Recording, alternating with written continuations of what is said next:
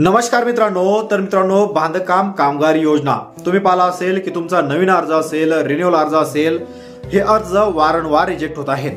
परंतु आता तुम्ही या व्हिडिओचा थंबनेल पाहिला असेल तर कदाचित तुम्हाला धक्का बसला असेल की आता तुमचा अर्ज हा इनएक्टिव्ह आहे, तरी पण तुमचा अर्ज हा मंजूर आहे आणि आता याची पावती कशी काढायची। मित्रांनो, या संदर्भात आपण आजचा हा महत्त्वाचा व्हिडिओ बनवणार आहोत।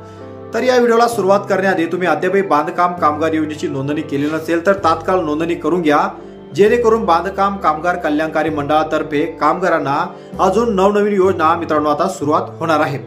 तर आता या व्हिडिओला सुरुवात करण्याआधी चॅनल तुम्ही सबस्क्राइब केलं नसेल, चॅनल सबस्क्राइब करून बाजूला असलेल्या बेल आयकॉनला नक्कीच प्रेस करायचा आहे।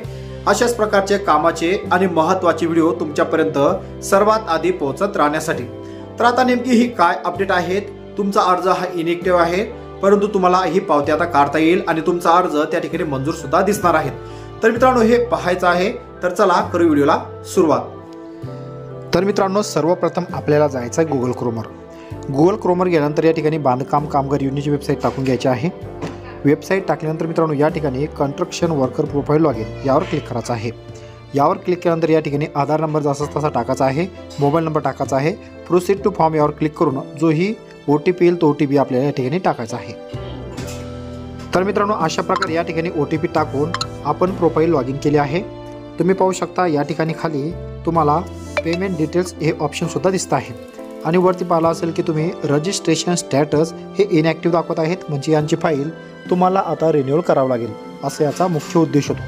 परंतु मित्रांनो, एखाद्या वेळेस होतं काय की यांची फाईल ऑलरेडी रिन्युअलसाठी झालेली असते, परंतु त्यांनी पेमेंट डिटेल्सवर जाऊन जी लिंक असते त्या लिंकवर जाऊन याचं 1 रुपयाचं चलन केलेलं नसतं।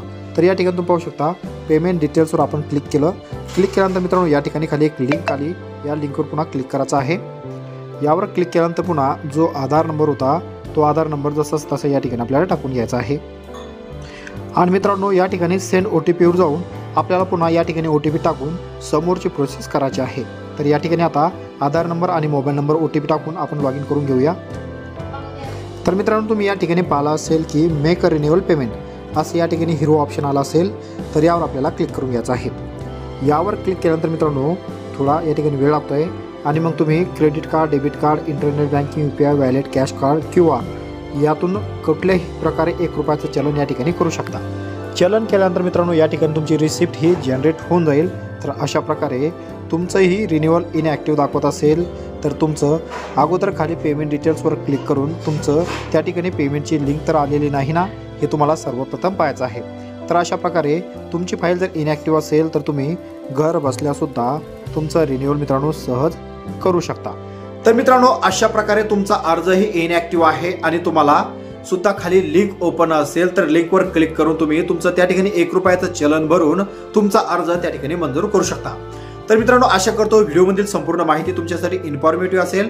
व्हिडिओ कसा वाटला नक्कीच कमेंट बॉक्समध्ये कमेंट करून कळवायचं आहे।